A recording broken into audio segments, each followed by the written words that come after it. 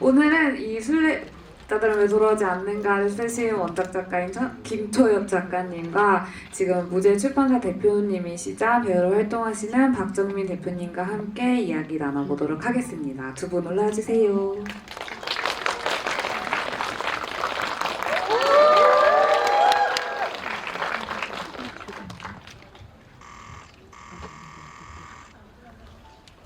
안녕하세요. 네, 오늘 GV는요, 이 영화에 대한 이야기이자 이 원작에 대한 이야기, 그리고 이야기를 사랑하는 사람들에 대한 수다, 그리고 동시에 미래 이제 SF에 투자를 해주실 출판사 대표님께 SF를 어필하는 자리이기도 한데요. 일단 두 분 먼저 소개 부탁드립니다. 최엽 작가님 먼저. 안녕하세요. 네, 순례자들은 왜 돌아오지 않는가 원작을 쓴 김초엽 작가라고 합니다. 반갑습니다. 네, 안녕하세요. 군체와 와일드싱을 뒤로하고 순례자들은 왜 돌아오지 않는가를 선택해준 여러분, 네, 정말 감사드리고요. 저는 오늘 GV에 참석한 배우 박정민이라고 합니다. 반갑습니다. 최엽 작가님은 지금 GV 몇 번째세요? 오늘이 두 번째예요. 그 첫 번째에서는 좀 원작 얘기 많이 하셨죠. 김겨울 작가님이랑 같이 했는데 겨울님이 사실상 사운드를 잘 채워주시고 저는 겨울님이 원작과 영화를 해석하시는 거에 대해서 저의 생각을 좀 보태는 방식으로 이제 진행했습니다. 오늘은 좀 반대입니다. 저는 오늘 두 분께 많이 질문을 드릴 거고요. 일단 원래는 이제 원작 얘기를 조금 덜 해볼까 싶었다가도요. 오늘 영화를 보신 분들은 이 전에는 최엽 작가님의 팬들이 많으셨다면 오늘은 또 이제 이 영화로서 이 소설을 처음 보신 분들이 많을 것 같아서요. 원작에 대한 얘기와 영화에 대한 얘기를 같이 해볼까 합니다. 일단 이 영화는 그 우리가 빛의 속도로 갈 수 없다면 2019년에 발표한 최엽 작가님의 소설집에 들어있는 소설이 원작이고요. 제가 봤을 때에는 이 소설과 영화의 큰 결은 대부분 똑같아요. 소설에서도 그 서간체 편지 형식으로 쓰여져 있고 순례자들이 시초지로 돌아갔다가 돌아오지 않는 것에 대한 어떤 궁금증을 품은 인물이 그곳에 가서 무언가를 발견하는 이야기이거든요.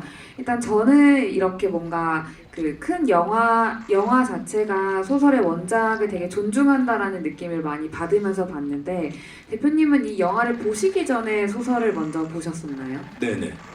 예전에 읽으셨어요? 예전에 한번 읽었고 이거 GV 정해지고 기억이 좀 가물가물해서 한 번 더 읽었습니다. 어떠셨나요? 원작과 영화를 같이 보셨을 때? 두 매체의 매력, 아까 뭐 이제 존중하는 태도로 이 영화를 만드셨다라는 거에는 전적으로 동의하고, 근데 화자가 좀 다른 느낌이 들었어요. 네, 이 영화는 화자가 소피의 느낌이라면 사실상 소설에서는 소피가 그냥 편지를 읽는 사람이잖아요, 받는 사람. 그래서 그 소피라는 인물을 조금 더 부각시킴으로써 그 시초지가 아닌 그들이 살고 있는 행성에 대한 것을 조금 더 풍족하게 표현을 해줘서 그런 부분이 굉장히 인상적이었습니다. 작가님은 그러면 이 소설을 처음 쓰실 때 혹시 어떠한 창작 계기로 소설을 쓰셨는지 기억이 나시나요? 네, 이 소설은 제가 쓴 계기를 엄청 생생하게 기억을 하고 있는데요. 제가 데뷔한 지 얼마 안 됐을 때 엄청 좋아하는 작가님이 계신데 김보영 작가님이라고 계시거든요. 그 작가님이 저한테 제안을 주신 거예요. 본인이 어떤 그 작가들을 모아서 기획을 하고 있는데 여기 한번 들어와라 라고. 근데 그 작가님이 게임 시나리오 출신이시기도 한데 약간 게임 같았어요, 그 기획이. 그러니까 진량을 나눠가지고 작가 10명을 모아요. 그런데 반반 나눠서 반은 디스토피아를 쓰게 하고 반은 유토피아를 쓰게 하는 거예요. 그래서 이거 두 개를 다 엔솔로지로 한꺼번에 내는 거예요. 그래서 제가 너무 재밌겠다, 제가 참여를 하고 싶다, 뭘 하면 될까요? 이렇게 물어보니까 김보영 작가님은 그러시더라고요. 저희 SF 작가들이 다 좀 음침해서 다 디스토피아를 하려고 할 것 같다. 김초엽 작가님은 이제 유토피아를 맡아달라. 그래서 그때는 너무 자신 있게 하겠다고 했었어요. 근데 한 마감 한 2달, 한 달 전쯤에 연락이 오더라고요. 지금 구상을 뭘 하고 있는지. 그래서 사실 그때부터 이제 구상을 시작했는데, 근데 좀 막막했어요. 왜냐면 여러분도 이제 기억 속에 있는 여러 가지 명작을 떠올려보면 아시겠지만 우리가 알고 있는 디스토피아에 대한 영화라든지 뭐 드라마 이런 거 되게 많잖아요. 근데 유토피아는 없어요. 그래서 그때서야 이제 왜 이렇게 유토피아 작품이 없을까를 그제서야 생각을 하게 된 거예요. 근데 사실 생각해보면 되게 당연하죠. 유토피아는 갈등이 좀 최소화돼야 되고 갈등이 있어도 그게 잘 풀려야 유토피아인데 그럼 재미가 없잖아요. 일단 매체로서의 어떤 재미가 없기도 하고 또 작가가 생각하는 유토피아를 구현해서 보여줬을 때 그게 독자나 관객에게까지 유토피아라는 보장이 없어요. 작가의 어떤 신념과 사상 같은 걸 막 되게 응축한 그런 결과물이 나올 수밖에 없는데 그러다 보니까 지금 현대에 기억되고 있는 유토피아 작품들 대부분이 막 수십 년 전에 뭐 구소련 시대에 썼던 공산주의 유토피아 뭐 이런 작품밖에 없는 거예요. 그래서 그때 진짜 망했다, 큰일 났다라고 생각해서 이 문제를 어떻게 해결해야 될까 고민을 하다가 유토피아랑 디토피아를 하나의 뿌리로 붙여보자고 생각했어요. 그러니까 하나의 문제에서 유토피아도 출발하고 디토피아도 출발하는 이런 얘기를 한번 써보자. 그 결과물을 이제 순례자들은 왜 돌아오지 않는가인데 제가 사실 그 소설을 썼을 때는 어떤 함정을 좀 피해가는 전략이 있었어요. 유토피아라는 게 구체적으로 묘사할수록 독자들이 의구심을 품기 쉽거든요. 이게 구체적이고 이 시스템이나 여기 나오는 인물들이 막 생생할수록 이게 진짜 유토피아 맞아라는 생각을 하게 된단 말이에요. 근데 이거는 소설의 구조나 어떤 형식이 그걸 좀 우회해갈 수 있게 돼 있잖아요. 그래서 저희 전략은 유토피아를 좀 추상적으로 묘사하고 디스토피아를 좀 생생하게 와닿게 해보자 라는 게 이제 저희 그 소설을 쓸 때의 전략이었고 근데 이걸 이제 영화나 애니메이션 같은 걸로 옮기게 되면 양쪽 다 어느 정도는 구체성이 들어갈 수밖에 없는데 그것을 어떻게 이 함정을 피하셨을까 약간 이런 생각을 하면서 이제 저도 매체를 기다렸어요. 네. 그래서 표현된 유토피아는 좀 마음에 드나요? 근데 사실 이 유토피아는 그 관객분들도 동의하시겠지만 유토피아라고 하기에는 약간, 무섭죠? 네, 좀 쎄한 느낌으로 연출이 된 것 같아요. 그래서 그 점은 좀 달라지긴 했어요. 네. 맞아요. 우리의 약간 상상력이 뭔가 아름다운 어떤 그 갈등이 없는 곳이라고 생각했을 때 우리도 어딘가에서 받은 이미지인 거야. 그게 넓은 드넓은 초원에 하얀색 옷을 입고 웃고 떠드는 사람들 되게 미드소마 같은 세계관인데 그 하신 말씀 중에 일단 동의하는 건요. SF 작가들이 대체로 디스토피아를 좋아합니다. 그리고 디스토피아를 좋아하는 사람들이 이제 SF를 좋아하기도 하죠. 되게 행복을 그닥 바라지 않아요. 왜요? 행복을 좀 바라세요. 행복하게 사셔야지.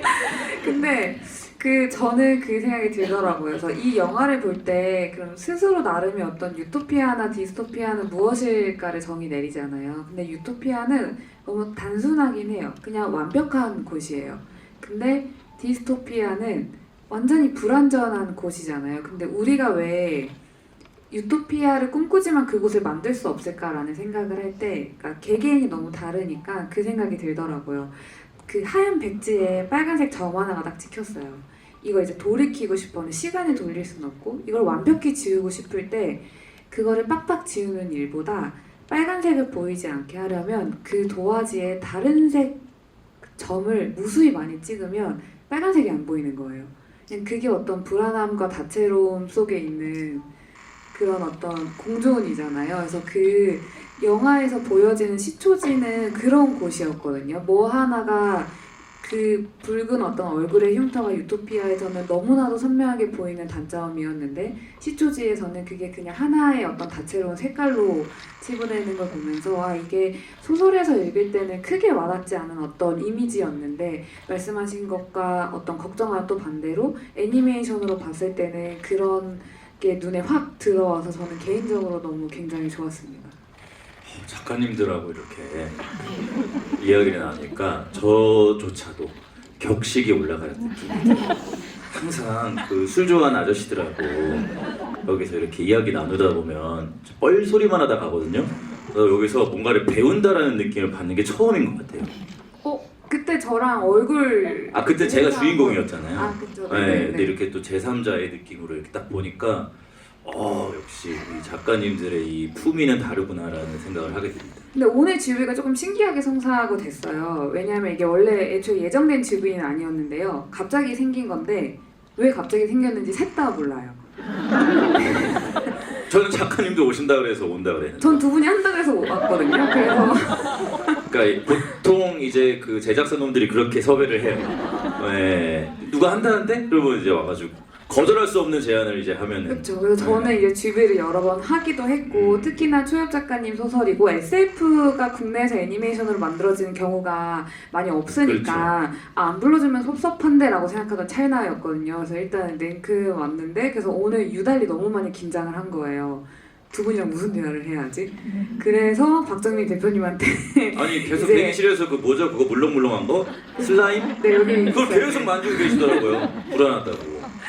그래서 혹시 이 어떤 SF를 이제 책을 내시기도 하잖아요. 곧 내실 예정이기도 네. 하고 그랬을 때 이 영화를 포함해서 순례자들이라는 원작도 그렇고 SF가 주는 어떤 매력이랄 게 어떤 게 있을까요? 저는 SF가 주는 매력은 저에게는 명확해요.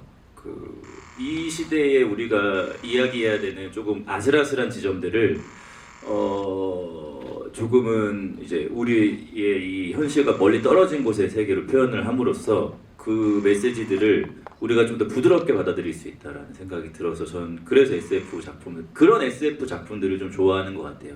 저는 이 순례자는 왜 돌아오지 않는가도 제 나름의 뭐 이제 작가님이 어떻게 이 작품으로 무엇을 이야기하고 싶으셨는지 제가 정확히 알 수 없지만 저는 이 사회에 만연한 과거부터 만연했던 그 분리주의에 대한 어떤 비판도 있을 것이고 그 유토피아 얘기하셨지만 사실상 유토피아라는 건 존재할 수가 없고 오히려 유토피아는 가까운 곳에 있을 수도 있다.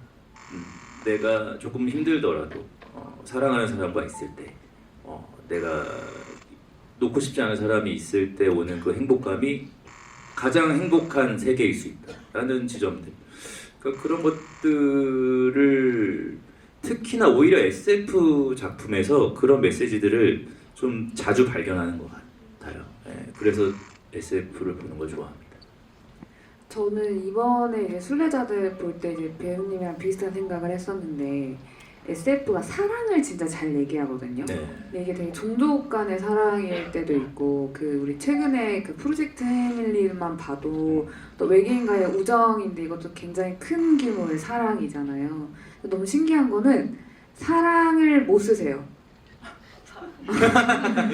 왜 갑자기 디스를 하세요? 저희가 이틀 전에 만났을 때 그 고민을 했거든요. 그렇죠. 이 세상은 헤테로의 어떤 멜로가 메이저가 맞는 것 같은데 우리는 어쩌면 그거를 정면으로 돌파를 못하는 사람들이라 좀 큰 규모의 사랑에 대한 이야기를 하는 것 같다 해서 제가 이 대화를 나누고 다시 순례자들이라는 영화랑 원작을 다시 읽었을 때 느꼈던 게 작가님이 이 모든 감정의 가장 핵심이 사랑이라고 썼는데 사랑이라고만 말하고 사랑을 하나도 표현을 하지 않은 거예요 소설에. 그녀도 역시나 모르고 있구나. 이젠 조금 알 것 같나요? 이걸 쓸 때와 지금 다시 쓴다면 그 선택에 대한 어떤 절절한 사랑을 쓸 수 있을 것 같아요. 솔직히 말하면 제가 이 원작을 쓸 때부터 이 원작 소설이 결함이라고 생각했던 게 있는데 너무 사랑 중심주의 아닌가라는 생각을 좀 했었어요. 왜냐면 그 사랑이라는 게 사실 엄청나게 결이 다양하잖아요. 그러니까 내가 이 사람을 위해서 세상과 싸우고 싶어라는 사랑도 분명 있지만 그 현실의 사랑은 그것보다 좀 더 질척하고 우리 세상과 싸우지 말고 우리끼리 숨자 이런 사랑이 사실 좀 더 많은 것 같고 되게 다양한 결이 있는데 뭔가 되게 좀 그 중에서도 좀 멋진 종류의 사랑을 보여준 것 같다라는 생각도 했었고 그리고 이 사랑의 형태를 조금 협소하게 그린 것 같다는 생각도 했었거든요. 근데 이제 영화에서는 그것을 좀 더 확장해서 보여주는 씬이 있잖아요. 그러니까 사랑이라는 게 단지 뭐 어떤 성애적인 감정뿐만 아니라 그냥 내 옆에 있는 어떤 존재, 심지어 인간이 아니어도 괜찮아요. 그 존재를 위해서 내가 살고자 하고 죽고자 하는 마음이면 그게 사랑일 수 있다. 이렇게 정의하는 어떤 씬이 있어서 그게 좀 되게 좋았던 것 같거든요. 그래서 사실 뭐 사랑이라는 걸 우리가 되게 협소하게 정의한다면 작가님과 저는 사랑 얘기를 그렇게 잘 못 쓰는 게 그렇지만 좀 더 폭넓은 범위로 정의한다면 그래도 다양한 형태의 사랑을 그려보려고 노력하고 있지 않나라고 생각했어요. 멜로 좀 써주세요. 멜로. SF 멜로. SF 멜로는 될 수 있죠. 뭐 예를 들면 상대방이 좀비라거나 네네. 그렇죠. 외계인이라거나 네네네네. 로봇이거나 네. 그런 건 이제 쓸 수 있죠. 그렇죠. 써주세요. 무제를 통해서. 네, 저희랑 같이. 괜찮은데요. 네. 네, 갑자기 멈췄어요. 왜 고장났어요? 멜로라는 단어가 최근에 저의 화두기도 했거든요. 아. 최근에도 이제 그 뒷자리에 태워줘라는 GV를 하면서도 이제 사랑이 주는 어떤 거짓들, 그 미디어에서 저는 사실 작가님 동의하실지도 모르겠지만 문학만이 인간의 감정 중에 사랑을 좀 쓸모없는 것으로 잘 치부하는 것 같거든요. 아, 문학에서는 더 중요한 감정이 외로움이나 고립, 자기 혐오나 우울 같이 좀 더 자기 집중되어 있는 이야기, 거기 어떤 로맨스라고 할 수 있는 사랑이라던가 혹은 나르시시즘이 가미되어 있는 것들도 있지만 문학은 사랑을 그렇게 드러내지 않는 느낌인데 애니메이션이나 영화나 다른 모든 이야기를 갖고 있는 다른 매체는 사랑이 늘 중심이 되는 거예요. 그러니까 중심주의적인 이야기로 변한다는 생각이 들어서 그래서 처음에 이제 이 순례자들은 왜 돌아오지 않는가의 애니메이션을 보기 전에도 아 이게 자칫 잘못하면은 그저 사랑하는 사람을 위해서 떠난 인물의 이야기로 너무 잘 바뀔 수 있는 소재인 거예요. 그래서 혹시 어떤 이런 각색의 방향성에 대해서 감독님이랑 이야기를 나눠보신 적이 있나요? 저는 그 원작 판권을 팔고 나면 거의 그냥 아예 개입을 안 하거든요. 모든 걸 전적으로 다 맡기고 그래서 이제 그 결과물이랑 저를 분리해서 생각하기도 편하고 저는 그냥 제가 어떤 매체의 소비자로서 있을 때도 원작을 막 존중할 필요는 없다고 생각해요. 원작을 존중하는 건 뭐 제작자의 마음이지만 실제로 그 결과물을 만드는 건 어쨌든 책임은 이 제작자분이 지는 것이기 때문에 원작을 팔 때부터 원작자가 각오를 해야 된다고. 근데 잔인한 게 있잖아요. 아니, 너무 무책임한 거 아니에요? 내 원작이 훼손될 수도 있는 건데 그냥 원작 네가 돈 줬으니까 너는 내가 알아서 해 이거예요. 근데 원작이 안 돼. 아니 원작이래. 그 2차화된 게 망하면 원작도 망하는 경우가 있잖아요. 그렇지. 그런 경우가 있어. 아니 그럼요. 대체로 그랬을걸요? 네, 원작이 좀 그러니까 도마 위에 오를 수 있는 거죠. 예, 그냥 굳이 그렇게 입방아에 오르지 않아도 되는 글이 그러면 또 노이즈 바이럴이 되지 않을까? 돈이 최고네요. 알겠습니다. 저는 그 각색 그 제안이 왔을 때 성별이 갑자기 바뀐다거나 뭐 주제 의식이 바뀌는 경우들이 있어서 이제 그때는 좀 거절을 하는 편인데 그럼 혹시 배우님도 뭐 최근에 영화들도 그렇고 원작이 있는 작품들이 올 때가 있잖아요. 그럼 원작을 꼭 읽어보세요? 요즘에는 원작 있는 작품들이 훨씬 많아요. 지금 영화나 드라마 이런 것들이 아시겠지만 그래서 웬만하면 읽어보는데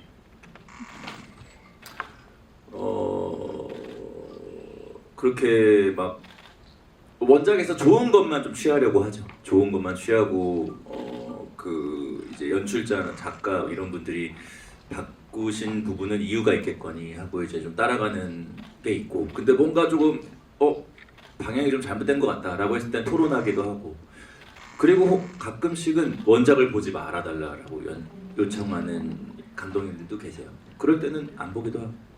네. 그런 경우들은 어떤 경우예요? 영화의 방향성이 많이 다르기 때문에 헷갈릴 수 있으니까. 좋은 소재만을 갖고 온 건데 이 원작이 너무 좋으니까 이걸 따라가야 될 것 같은 어떤 관성 같은 게 생기잖아요. 근데 이 작품 그러니까 이거를 소재로 우리가 다른 매체의 작품을 만드는 데 있어서 우리는 더 좋은 방향성으로 더 좋은 걸 만들기 위해서 가는데 이제 자꾸 여기서 뭔가를 끌어오려고 하는 습성이 있다 보니까 그럴 때는 그냥 보지 않아도 된다. 네, 이거 또 다시 이제 영화 얘기를 한번 해보자면 저는 이 영화를 다시 봤을 때 이제 원작에서도 느꼈지만 이게 참 좋은 순환의 구조의 이야기고 특이한 구조라고 느꼈거든요. 왜냐면 SF는 되게 떠나가는 이들의 이야기가 많아요. 그래서 판타지가 보통 어떤 인물을 가지고 마을을 떠난 영웅이 임무를 수행하고 성공하고 다시 마을로 회귀를 하는 얘기라면 SF는 되게 떠나서 돌아오지 않아요. 그래서 프로젝트 헤일밀리도 뭐 예컨대 마지막에는 지구에 올 것처럼 하지만 보여주지 않고 우리가 뭐 많이 알고 있는 인터스텔라도 결국에는 이제 더 먼 행성으로 나아가고 그래서 SF는 항상 가보지 않은 곳에 대한 이야기를 하고 순례자들의 얘기를 하는 게 이제 SF인데 이 구조가 진짜 신기한 게요. 이 시점 자체가 행성 다른 마을에서 시작을 하고 이들이 가는 시초지가 지구인 셈이잖아요. 그래서 이 이야기는 돌아오는 자들의 이야기인 거예요. 떠나는 사람들의 이야기가 아니라 우리가 이렇게 지구를 떠나야 해. 이곳에 어떤 결함이 있고 우리는 더 새로운 행성으로 나아갈 거야. 더 큰 이야기를 할 거야 라고 하는 기존의 SF 이야기와 다르게 이곳으로 결국에 다시 돌아올 수밖에 없는 이야기의 구조인 게 다시금 느껴져서 저는 일단 너무 좋았고요. 그렇다 보니 아까 말씀해주신 것처럼 그러면 이 SF 이야기는 지금 이 현대에 어떤 시의성을 가지고 있을까? 우리는 왜 다시 결국에 지구로 돌아올까라는 고민도 같이 하게 됐는데 결국에는 이야기는 감정에 대한 이야기를 많이 하잖아요. 물론 사랑뿐만 아니라 분노도 있고 질투도 있고 어떤 혐오도 있고 근데 이런 감정이라는 것 자체가 저는 요즘 시대에 사람들이 좀 취약점이라는 고 느끼는 것 같거든요. 내 감정을 솔직하게 말하거나 어딘가에 뭔가 분출하거나 혹은 사랑의 낯간지러움을 느끼는 게 예전보다 훨씬 더 둔해지고 좀 꺼려하는 것 같고 그리고 못하는 것도 같아요. 왜냐하면 지금 우리가 소통하는 모든 방식들이 텍스트잖아요. 나 너무 기뻐라고 말하지만 그게 실제로 육성으로 누군가랑 마주보는 것보다는 이런 핸드폰으로 서로 이제 소통하는 게 더 많다 보니까 그래서 되게 어떤 한편으로 이미 우리의 행성은 그 마을처럼 되어 있고 이 지구는 우리가 진짜로 돌아가야 하는 것들이 저렇게 분노하고 사랑할 때 사람의 얼굴을 마주보는 지구의 행성으로 가야 하는 어떤 느낌도 들더라고요. 괜찮은 해석인가요, 이거? 좋아요. 네. 저는 그 마지막에 소설이 마지막에도 있지만 이제 많은 분들이 인용하시는 문구가 이제 우리가 지구에 가면 많이 괴롭고 고통스럽겠지만 그것보다 행복할 거야 이런 문구를 이제 많은 분들이 인용을 해주시는데 근데 진짜 솔직하게 말씀드리면 저는 사람이고 살면서 무조건 고통을 겪을 필요는 없다고 생각해요. 근데 현실적으로 우리가 살아가면서 고통을 겪을 수밖에 없고 그냥 고통이 있는 게 인간 존재의 어떤 조건이라고 생각하거든요. 그렇다면 약간 일종의 정신 승리를 하는 거죠. 어차피 고통을 겪을 수밖에 없다면 이 고통의 의미를 어떻게 재해석할 것인가? 약간 그런 생각을 하면서 이야기를 썼던 것 같아요. 만약에 그 우리가 어떤 꿈꾸던 대로 저도 예전에 소재로 썼던 것 중에 하나가 감정이 억제되는 세대에 대한 어떤 시기에 대한 얘기를 쓰는데 그런 행성 마을 같은 게 정말 이루어지면 저는 딱 그 생각이 들었어요. 그러면 배우가 첫 번째로 사라지겠다.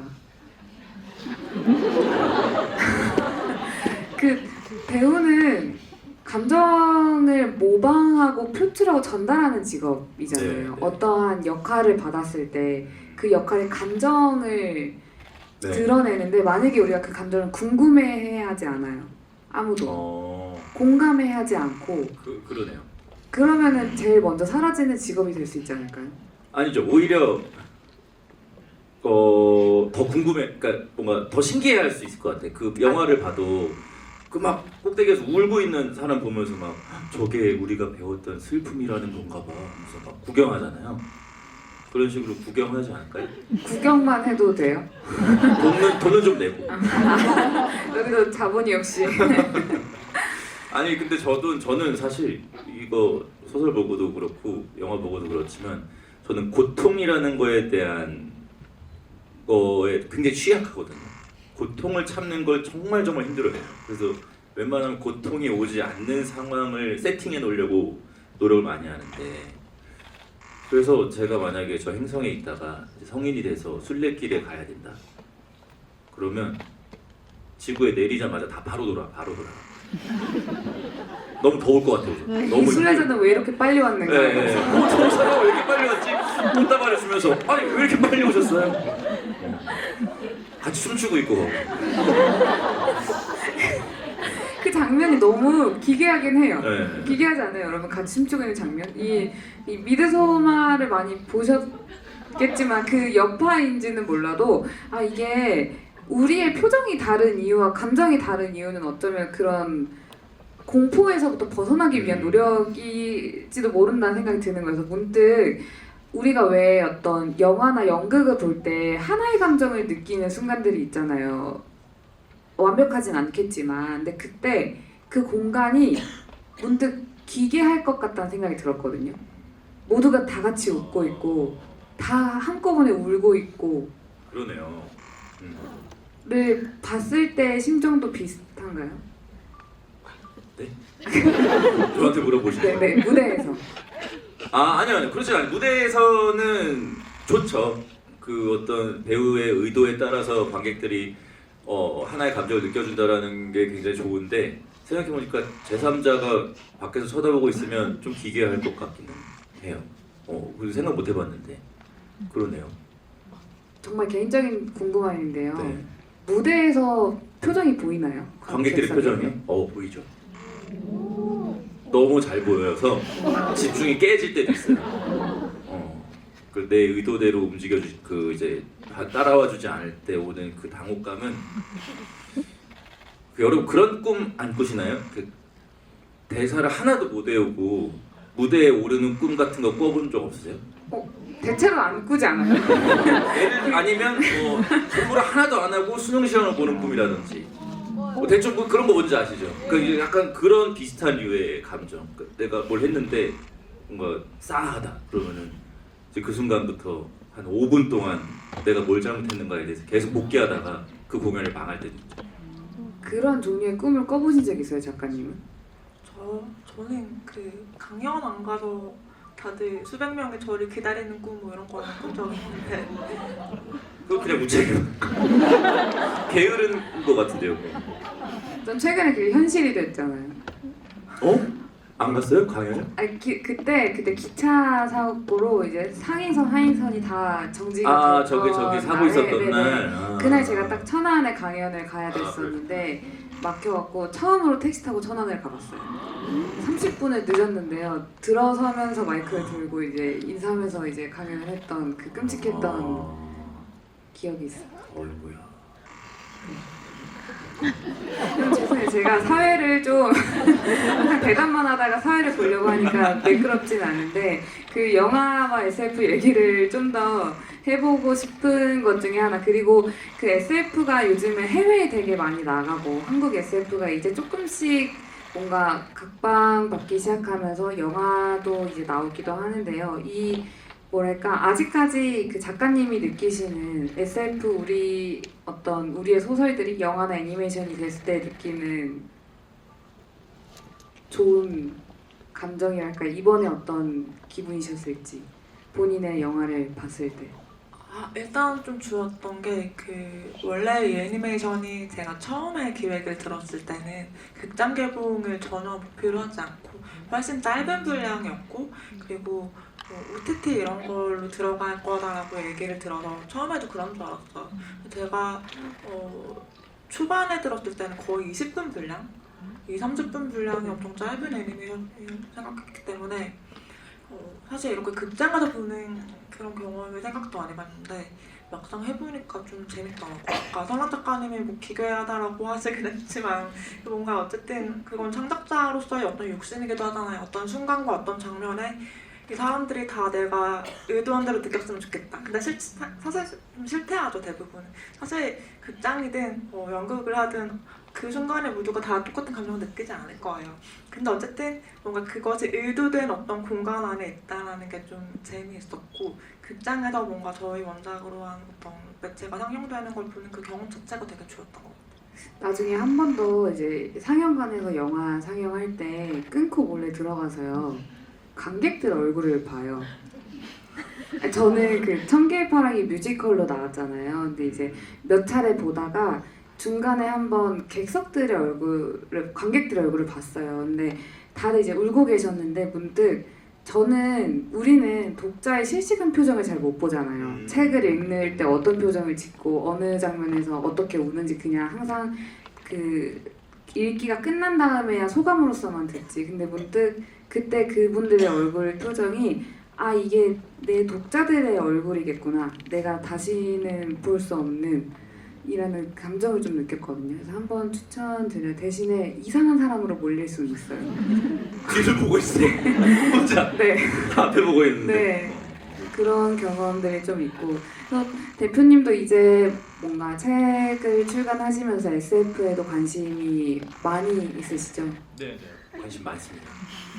그 처음에 들었던 것과 좀 비슷하긴 한데 그 한국 SF만의 좀 특징적인 느낌이 있으신가요? 왜냐면 저희가 최근에 같이 팟캐스트 녹음할 때 네네. 그 어떤 로봇에 대한 이야기를 하면서 해외 SF에 대한 거는 워낙에 이제 어렸을 때부터 많이 보셨을 테니까 근데 요즘에 이제 나오는 한국 문학들이나 한국 SF에 대한 특징이 좀 다른 게 있다고 느껴지시나요?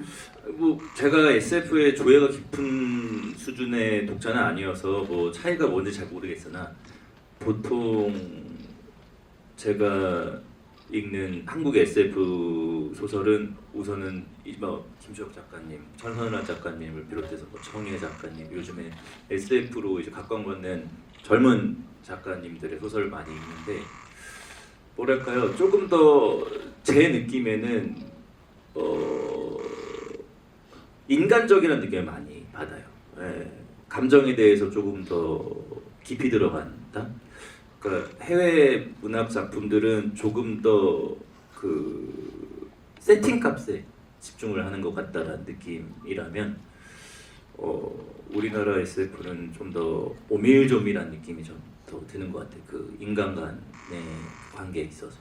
네. 근데 그런 부분들이 저는 비단 문학뿐만이 아니라 뭐 영화나 드라마도 그런 것 같아요. 그게 한국인의 정서인 건가라는 생각도 좀 들고. 네.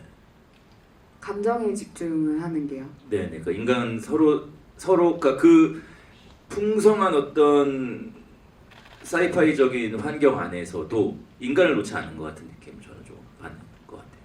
근데 이건 정말 제가 외국 작품들 잘 몰라서 그렇게 느끼는 걸 수도 있을 것 같아요.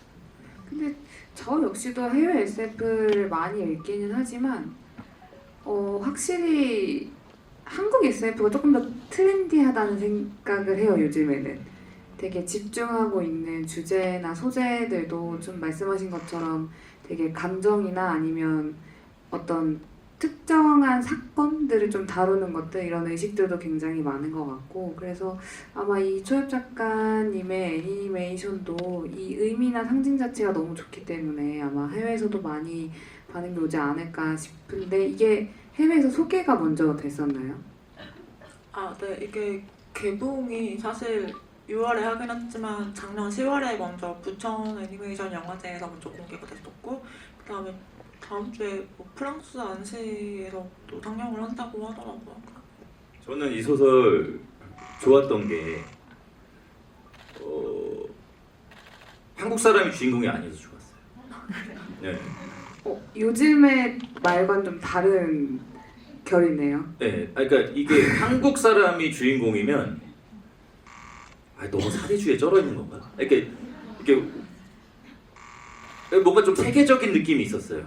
그러니까 무슨 미국의 얘기 뭐 이런 게 아니라 그냥 어딘가에 있는 어느 나라의 이야기 같은 느낌이지. 이게 한국 사람이 주인공이면 약간 에이 이런 게 어딨어라고 할 것 같은데 그냥 약간 뭐 이렇게 1차원적인 거부감 같은 것들이 있었을 것 같은데 이게 이름이 그냥 통용되는 이름들이잖아요. 이 이름은 미국에도 있고 스페인에도 있고 이탈리아에도 있고 있는 이름들이고 그러다 보니까 조금 더 범주가 넓어지는 느낌이라 좋았고 이거는 말 맞다나 미국에서 영화를 만들어도 이상하지 않겠다라는 생각도 들고. 근데 완전 딱 정확한 게 저희 그 소설 쓸 때 이름 진짜 고민 많이 하잖아요. 이게 이름이 주는 어쩔 수 없는 거부감이 약간 있거든요. 그래서 막 우주적인 어떤 무언가를 하는데 뭐 이름이 정민이야. 잘 어울리는 것 같기도 하지만 약간 너무 한국 사람 그, 이런 느낌이 네. 있긴 하죠. 그래서 저희도 항상 고민하는 것 같아요, 소설 쓸 때. 그래서 가끔은 아예 이름이 없기도 하고 아니면 아예 좀 이상한 이름을 짓기도 하고. 그래서 이번에 이거 소설 쓸 때는 일부러 이름을 좀 더 그렇게 배우님이 말씀하신 것처럼 의도하신 거예요. 네, 되게 의도한 거 같고요. 사실 작품에서 어떤 인물을 쓸 때 구체성이 필요한 경우도 있고 추상성이 필요한 경우도 있는데 아까 얘기했던 것처럼 이 유토피아를 묘사할 때는 좀 추상성이 필요하거든요. 그러니까 너무 구체적으로 묘사하면 내가 유토피아라는 걸 어떤 실감나는 배경으로 받아들이게 되는데 그러면 이 유토피아라는 장소 자체에 대한 묘사도 구체적이어야 되고 시스템도 구체적이어야 되고 뭔가 요구되는 게 많잖아요. 단편 분량만해도 다 담기 힘들 때가 많거든요. 그래서 이 인물을 쓸 때 좀 전략적으로 하죠. 이게 아예 인물 중심으로 가는 단편이면 인물의 이름도 구체적이어도 되고 이 인물이 관계 맺는 사람들과 뭐 쓰는 도구 이런 게 다 구체적이어도 되는데 그게 아니라 뭔가 좀 추상적인 관념적인 얘기를 하고 싶을 때면 뭔가 어디 가도 어울릴 것 같은 이름, 뭐 안나, 소피 이런 이름 아니면 뭐 한국인 이름도 될 수 있고 외국인 이름도 될 수 있는 이런 것들이 갖다 쓸 때가 있죠.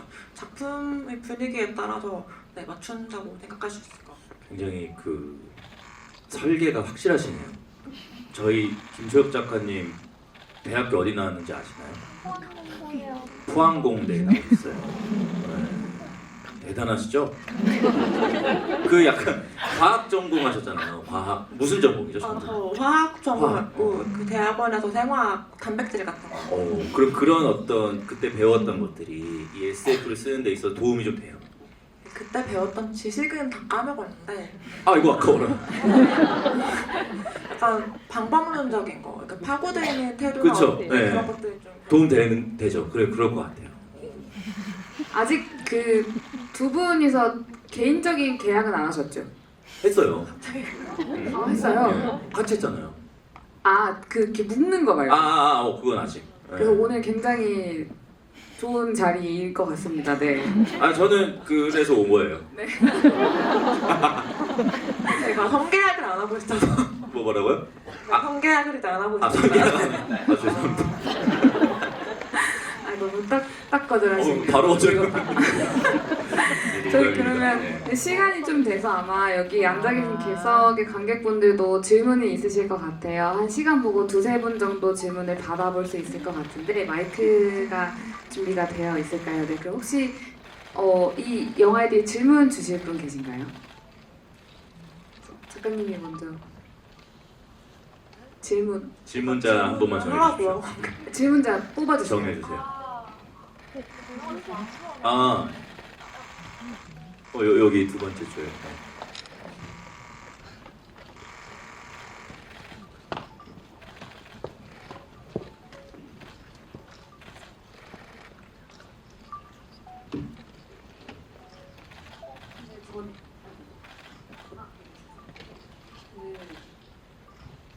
정리가 안 돼서 좀 보고 읽을게요. 소피가 이제 순례를 안 떠났는데도 결함이나 뭔가 이제 사랑 같은 걸 깨달았잖아요. 그래서 이제 데이지는 순례를 떠나서 지구에서 그것을 깨달았는데 서로 다른 공간에서 이제 같은 성장을 이뤄낸 거라고 생각을 했거든요. 영화를 보면서. 근데 이제 데이지가 마주한 감정이 소피의 깨달음이랑 뭔가 완전히 달랐다고 생각을 하면 끝내 사랑을 못 깨닫지 못했을 것 같은데 혹시 그랬다면 이 세계관이 어떻게 바뀌었을 것 같은지 혹시 생각해 본 적이 있으실까 해서 질문 드리고 싶습니다. 한 번도 생각 안 해봤어요. 이게 원작이랑 좀 달라진 부분이긴 하거든요. 그래서 그 원작이랑 가장 달라진 부분 중 하나가 소피라는 어떤 캐릭터가 좀 확실해지고, 그러니까 원래는 이 소피나 데이지가 서로의 말을 거는 어떤 존재로만 있다가 여기서 이제 감정과 얼굴과 캐릭터가 생겼어요. 그래서 아마 너무 어려운 질문이겠네. 이게 왜 질문이 어렵냐면요. 보통 결말을 짓고 나면 그닥 생각을 안 해요. 그 소설에 대해서. 그래서 저도 이제 종종 이제 북토크 갔을 때 이렇게 됐으면 어떻게 될 것 같았어요. 아니면 다른 결말 생각해 본 적 있으신가요? 하면 없는데요. 항상. 또 있을까요 질문이? 질문은 아니고 네. 아까 그 유토피아 얘기하셨는데 사실 저는 그게 개조인의 삶이 유토피아라고 생각을 안 하고 약간 마을이 좀 더 유토피아에 가깝지 않나 생각을 조금 했어서. 아, 네. 원래 유토피아로 의도된 게 마을이 맞아요. 그러니까 제가 처음에 원작을 썼을 때 마을이 유토피아고 그렇기 때문에 좀 추상적으로 묘사를 했었거든요, 원작에서는. 그리고 디스토피아는 우리가 알고 있는 구체적인 디스토피아 모습들이 많잖아요. 그래서 사실 단편 분량 안에서도 독자들이 충분히 자신 있는 상상력으로 이 디스토피아를 구체적으로 그릴 수 있을 거다라고 생각했었어요. 너무 감사합니다. 한 분 더 질문을 받아볼까 하는데 이번에는 대표님이 여기 네 번째 줄에 계신 분. 안녕하세요. 그 원작에서 보면 릴리가 신인류를 만든 게 서로 밟지 않고 미워하지 않고 그러기 위해서 만들었다고 했는데 근데 왜 릴리는 그런 행성에서 신인류를 만들어 놓고 감정을 배우라고 또 지구에 가라고 하고 그런 사람들이 또 가가지고 안 돌아오잖아요. 그런 거 보면은 왜 굳이 릴리는 완벽하게 유토피아처럼 만들어두고 네, 이해했어요. 이게 제가 설명을 드리니까 내가 왜 그랬냐라는 거죠. 어떻게 되냐면 릴리가 있고 릴리의 후세대가 올리브예요. 그리고 올리브의 후세대가 또 숲이랑 대립진 거거든요. 그래서 원래는 3세대에 걸쳐서 전개되는 얘기를 이제 영화에서는 2세대로 압축이 된 건데 근데 원래는 그 원작에서의 구성은 릴리가 유토피아를 만들어 놓고 그때까지는 순례에 관심이 없었어요.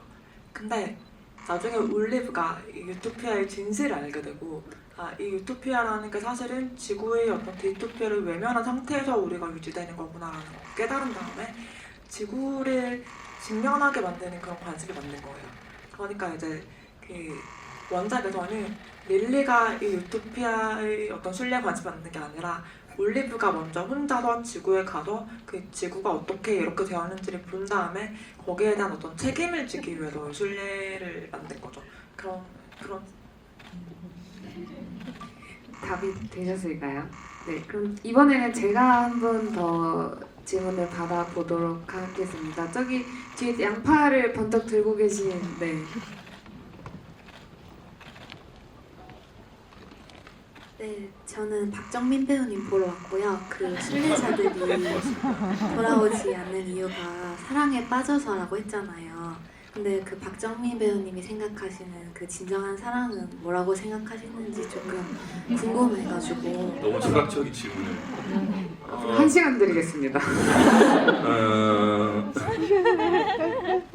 그런 생각을 합니다. 요즘에. 아까도 뭐 잠깐 나왔던 얘기지만 유토피아라는 것은 있을 수가 없고 우리는 모두 안정된 어떤 상태를 가장 갈구하는 것 같아요. 살다 보면 그러니까 너무 험난한 파도 안에서 살잖아요. 인간의 삶이라는 건 늘 굴곡이 져 있는 거니까. 그 순간에 이렇게 그 순간에도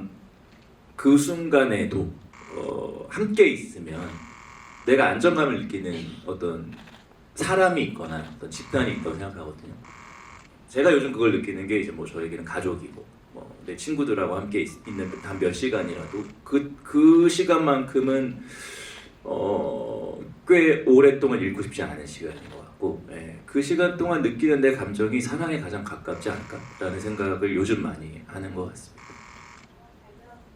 네, 고맙습니다. 네, 또 질문 있으실까요? 네, 작가님 혹시 가운데 손 흔드시는 분.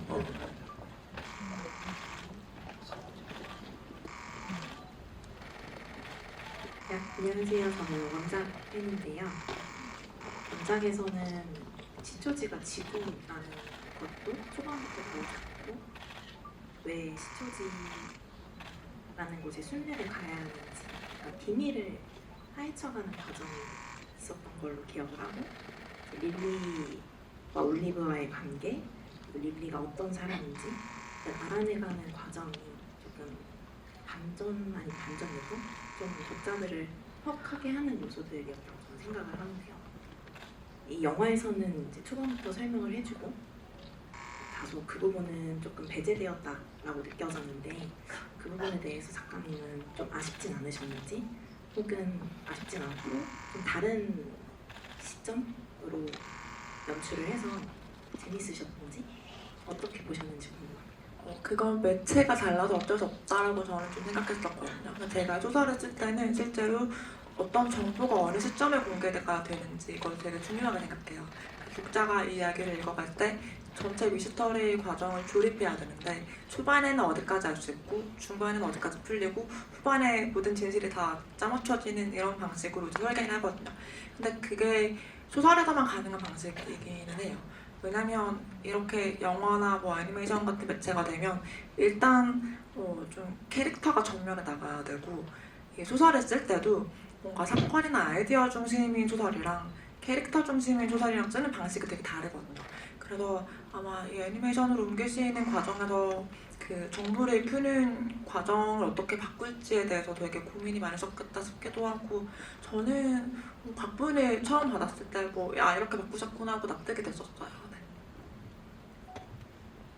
네, 또 질문을 한 번 더 받아보겠습니다. 배우님이 한번 선택해주세요. 여기 왼쪽에 여섯 번째 줄에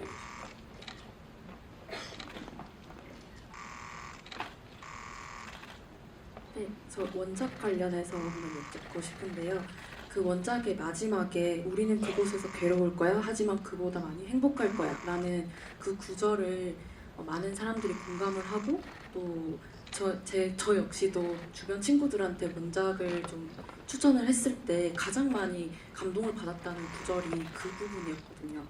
그래서 저도 그 부분에서 되게 울컥하고 좀 이상한 감정을 느꼈는데 왜 이런 감정이 드는 건지 그렇게 들게 만든 작가님은 그 구절을 쓰실 때 어떤 생각을 하셨는지 좀 궁금합니다. 우리가 SF나 판타지를 읽으면 인물들이 막 떠나잖아요. 아까 설란 작가님 말한 것처럼 되게 그렇게 좋은 세계가 아니지만 나를 놔두고 간다는 느낌을 좀 받지 않나요? 뭔가 나는 여기 남아있는데 혼자서 막 모험을 떠나버리고 좋은 세계로 가버리고 근데 그게 다 재밌긴 하지만 뭔가 덮고 났을 때 내가 이 이야기를 읽는 동안은 현실 도피를 할 수 있었고 이야기 속에 푹 빠질 수 있었는데 나만 남겨진 것 같은 거예요. 그래서 뭔가 어떤 이야기를 쓸 때는 독자가 이야기를 딱 덮고 났을 때 그렇게 외롭지 않았으면 좋겠다. 뭔가 좀 남겨지기보다는 그래도 내가 살고 있는 이 지구가 그래도 살아갈 만한 곳이지 않나라는 생각이 들었으면 좋겠다라고 저는 생각을 했었어요. 그래서 이 이야기를 쓸 때도 이야기가 이제 순례를 지구에 보내고 유토피아로 다시 돌아오는 사람들이 있는 그런 얘기인데 근데 이 이야기를 읽는 우리는 지구에 살고 있잖아요. 우리 유토피아에 가고 싶어도 갈 수가 없어요. 그러면 쓰는 나와 독자를 위해서도 누군가는 지구로 왔으면 좋겠다라는 어떤 무의식적인 갈망이 좀 반영이 됐던 것 같고요. 사실 그건 이런 이야기를 읽는 독자님들도 마찬가지겠죠. 그래서 어떤 그런 정서적인 공명이 있지 않았을까라고 생각합니다. 진짜 그런 생각을 하고 쓰세요? 근데 이게 약간 쓸 때는 잘 무의식 중에 있고 이제 복기해 보니까 네, 다 쓰고 나서 이제 정리를 하기도 하고 나중에 사후적으로 좀 갖다 붙이기도 합니다. 너무 멋진 답변인데. 이 답변이 감동을 배로 만들어요, 네. 지금. 와. 네. 아직 시간이 좀 더 남아서 제가 몇 분 더 한번 할게요. 지금 딱 전 가운데 손 들어주신 하얀색 옷 입으신 네.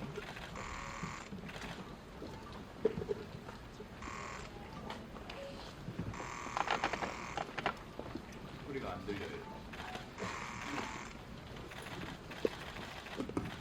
납니다. 네, 저 오늘 친구 따라서 갑자기 보게 됐는데요. 그래서 정보가 별로 없이 영화를 보게 됐는데 일단 저는 궁금한 게 제목은 순례자들은 왜 돌아오지 않는가인데 그럼 왜 돌아오는 사람은 왜 돌아오는지가 궁금했고요. 일단 릴리라는 인물이 굉장히 똑똑하고 과학을 되게 잘하는 인물인데 결국에는 그 유토피아의 마을이라는 곳이 다 릴리의 복제품인 것 같고 그리고 이제 지구에 갔다가 올 만큼 엄청나게 과학이 발달한 곳인 것 같아요. 근데 왜 돌아오는 사람들이 있는지 그리고 왜 또 가지 않는지 그 사람들은 그럼 지구에 갔다가 돌아오는데 그럼 인간이 느끼는 다양한 감정을 다시 잃어버리게 되는 건지 약간 이런 점이 좀 궁금했어요. 제가 이 이야기를 쓸 때 저 자신에게 물어봤던 건 나라면 지구에 남을 것인가? 라는 질문을 했었거든요. 솔직히 말하면 저는 지구에 안 남을 수도 있을 것 같아요. 그래서 제가 이런 얘기를 쓸 때 항상 어떤 인물들이 저보다 좀 더 앞서 나가고 행동을 많이 하고 좀 더 급진적인 그런 캐릭터들인 경우가 많은데 저 본인은 항상 한 발짝 뒤로 물러나서 나라면 그런 선택 안 할 것 같은데 이런 캐릭터들 주로 쓰거든요. 근데 유토피아가 있고 디토피아가 있으면 사실 대부분의 사람들이 그냥 유토피아에 남고 싶을 거라고 저는 생각해요. 왜냐면 뭐 영화만 보셨으면 좀 생각이 다르실 수도 있겠지만 어쨌든 제가 그린 그 마을은 그렇게 막 격동적인 그런 감정이 없어도 어쨌든 행복한 곳이었고 서로가 서로에게 갖고 있는 어떤 결함들을 결함으로 보지 않는 곳이었기 때문에 그 안에 있을 땐 분명 행복하겠죠. 그래서 돌아오는 것이 기본인데 왜 어떤 사람들은 기본이 아닌 선택을 하는가 이게 이제 이야기의 질문이었던 거죠. 다 배우님 같은 사람 아니었을까요? 힘든 게 너무 싫은 사람. 네. 근데 저도 이거 읽으면서 그 생각 되게 많이 해봤거든요. 내가 만약에 순례자였다면 난 돌아올까 돌아오지 않을까라는 생각을 했는데 이게 결국에 공동체라는 거, 그런 유토피아에서 보여준 모습은 하나인 거잖아요. 근데 인간이라는 존재가 끊임없이 결국에 나란 누구인가에 대한 질문을 던지는 것도 그 안에서 결국 차이를 느끼게 되는 거잖아요. 이 사람과 내가 똑같은 옷을 입고 똑같은 표정을 지어도 같은 사람이 아니구나라는 차이를 어느 순간 느낄 때부터 저는 그 사람의 고독과 외로움이 시작된다고 보고 그럼 이제 그게 유토피아의 균열처럼 느껴지다 보니까 아마 말씀하신 것처럼 영원한 유토피아는 그래서 없을 것 같고 저 역시도 그런 뭔가 완벽한 곳이 아니라 불완전한 존재들까지 안전한 곳이 디스토피아 같거든요. 그렇게 생각하면 그런 후자를 좀 택하지 않을까 하는 생각이 듭니다. 네. 그럼 저는 그래서 저기 뭐야 무슨 도서관 뒤에서 울고 있는 남자 있잖아요. 그 원작에서 네. 그 사람이 이 소설에서 가장 비극적인 인물이라고 저는 그래요 생각을 합니다. 그 모든 걸 다 알고도 이곳에 왔는데 너무 외로울 것 같고 공감해주는 사람이 없잖아요. 그 위로받을 구석이 하나도 없다라는 것이 너무 비극적이더라고요. 네, 저는 조금은 다르게 생각했던 게 이 유토피아라는 공간이 완전하진 않지만 어떻게 보면 이 존재들을 키우는 온실 같은 곳이라고 생각하거든요. 근데 제가 항상 그 SF든 드라마든 유토피아 같은 공간을 볼 때마다 느끼는 게 유토피아가 존재할 수 없고 결국 시간이 지나면 다 해체되는데 그러면 그런 공간이 있는 것 자체가 의미가 없나라는 질문을 했었어요. 근데 그렇지 않은 것 같아요. 왜냐면 우리가 살면서 한 번쯤은 그런 편안한 공동체에 속해 있을 때가 있잖아요. 그냥 내가 나로 받아들여지는 그런 곳에 있을 때가 있잖아요. 그러면 그게 완전하지 않고 영원하지 않다는 걸 알아도 그 환대의 경험을 기억하는 거예요, 내가. 그러면 다른 곳에 갔을 때 그 기억이 나에게 어떤 동력이 되지 않을까? 내가 살아가게 하고 뭔가 싸울 수 있게 하는 그런 힘이 될 수 있지 않을까? 그렇다면 이 유토피아를 유지하는 사람들도 필요한 거죠. 그렇다고 합니다. 저희 시간상 마지막 한 분의 질문을 받고 끝내볼 건데 작가님이 마지막 한 분만 딱 정해주시면 감사하겠습니다.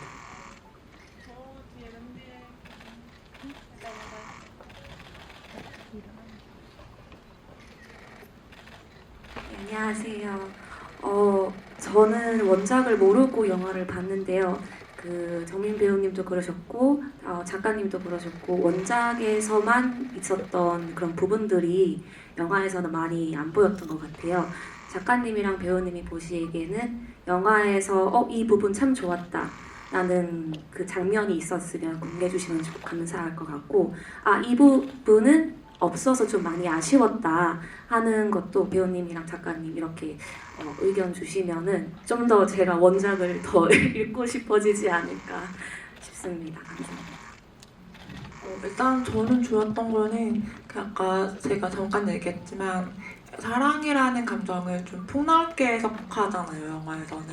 제가 사실 원작을 쓸 때는 그냥 정말 사랑에 빠진 두 사람만 보여주는 그런 장면이 좀 많았는데 영화에서는 그게 꼭 사람이 아니어도 강아지 한 마리일 수도 있고 막 그런 식으로 보여주는 게 저는 되게 좋았던 것 같고요. 아쉬웠던 거는 뭐 장면 하나보다는 뭔가 이렇게 정보를 푸는 타이밍 같은 게 약간 근데 소설이랑 좀 다를 수밖에 없기 때문에 그냥 그거를 어떤 특정 장면이 아쉽다 이렇게 말하기는 좀 어려울 것 같고요. 정보를 푸는 과정에서의 어떤 서스펜스 이런 거는 이제 소설이 조금 더 재밌게 달리지 않았었나라고 생각했습니다. 네, 저는 아까 초반에 얘기했는데 소피라는 인물의 어떤 감정들, 그 얼굴을 볼 수 있었다라는 게 굉장히 흥미로웠습니다. 소설 안에서는 사실상 그냥 수동적인 사실 안 나오는 인물이라고 봐야 될 것 같은데 소피라는 인물이. 네, 근데 그게 이제 오히려 주인공이 되어서 그걸 끌고 나간다라는 것이 굉장히 흥미로웠고 아쉽다기보다는 두 가지가 있는데요. 제가 만약이가 아니라 이 작품이 만약에 나중에 영화로 만들어진다거나 또 한 번 했을 때는 저는 올리브라는 인물을 주인공으로 한번 만들어지는 것도 한번 보고 싶다는 생각이 들었어요. 아까 작가님 말씀하신 것처럼 소설에는 릴리와 올리브와 데이지가 시간 간격이 좀 있잖아요. 그 둘이 만나는 사이가 아닌데 그래서 이 올리브라는 인물을 중점으로 갔을 때는 또 어떤 분위기의 영화가 나올지가 좀 궁금하고 그리고 소설하고 영화가 많이 이제 애니메이션이 좀 달랐던 것 중에 제가 이 인물은 나 되게 흥미롭게 봤는데 조금 없어졌네 하는 인물이 델피예요. 그러니까 소설에서는 굉장히 능동적인 인물이거든요. 이 싸움을 같이 올리브와 해 나가는. 근데 여기서는 이제 말이 없이 피아노를 연주하는 인물로 좀 축소가 됐잖아요. 그래서 저는 사실 데이지 처음에 무슨 메트로 카페인가 뭐 거기 갔을 때 아저씨들한테 두드려 맞는데 갑자기 여자가 나타나잖아요. 델피가 나타날 뻔해서 델피가 했는데 갑자기 저 녀석을 경찰에 신고하면 돈이 되지 않을까 해서 뭐지 저 사람 뭐지? 아니었단 말이야? 근데 갑자기 나중에 피아노 치는 분으로 나오더라고요. 조금 아쉽다. 그런 생각을 했습니다. 저는 애니메이션에서 좀 꽉 닫힌 결말이어서 좋았어요. 해피엔딩으로 완전히 끝나서 좀 행복했던 점이 있었고 이것도 이제 원작을 읽으시면 원작도 좋은 결말이지만 이게 제일 두드러지는 특징인 것 같고 이제 슬슬 이제 GV를 마무리할 시간이 됐는데요. 제가 오늘 저희가 감정에 대한 얘기 되게 많이 했잖아요. 그래서 유토피아란 무엇일까라고 했을 때 결국에는 그런 우리가 공동체적에 안전한 곳에 속할 때, 그러니까 우리가 같이 편안해할 때를 우리는 유토피아라고 느끼는데, 그러면은 우리는 어떤 삶의 어떤 순간을 유토피아로 느꼈길래 우리가 유토피아를 꿈꾸기 시작했을까를 계속 생각을 해봤거든요. 근데 모순적이지만 아까 제가 기괴하다고 말하긴 했지만 어떠한 작품을 함께 볼 때, 영화나 어떤 이야기를 우리가 볼 때 그곳에서 전해주는 감정의 결을 따라가게 되잖아요. 그러면 그 공간 안에서는 우리는 안정적으로 다 같은 감정을 갖게 되는 거예요. 그래서 우리가 끊임없이 인간들이 어떤 이야기를 만들고 그거를 보고 함께 이야기를 나누는 게 그게 우리 삶에 되게 작게 생겨나는 유토피아 같다는 느낌이 꽤 들더라고요. 그래서 오늘도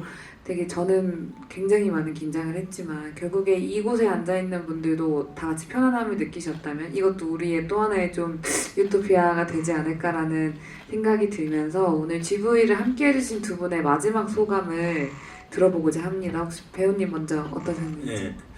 뭐 이렇게 중간에 이야기가 나올 줄 알고 제가 살짝 숨겨놨던 말하지 못한 부분이 있는데 저는 이거 더빙한 배우들도 좀 이야기해보고 싶었어요.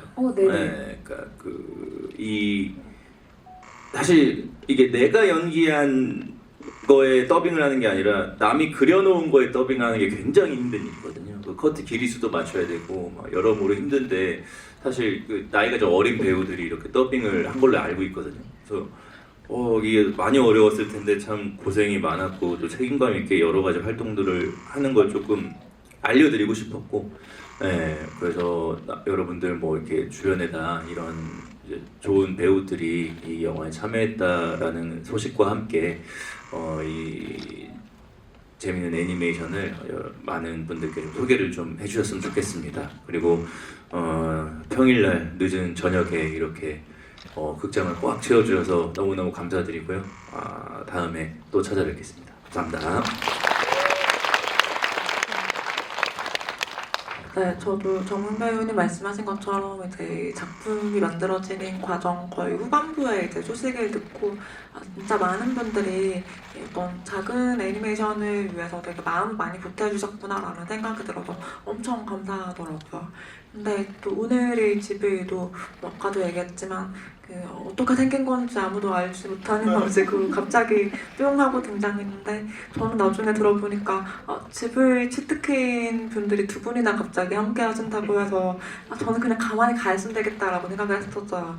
실제로 와보니까 되게 편안하고 또 두 분이 얘기를 듣는 저도 되게 재밌고 또 들어주시는 분들도 굉장히 집중해서 휴대폰을 다들 들고 계셔가지고 너무 재밌게 오늘 했던 것 같습니다. 감사합니다. 네, 그럼 저희 오늘 GV는 여기서 마치도록 하겠습니다. 오늘 참여해주신 분들 너무나 감사합니다. 고맙습니다.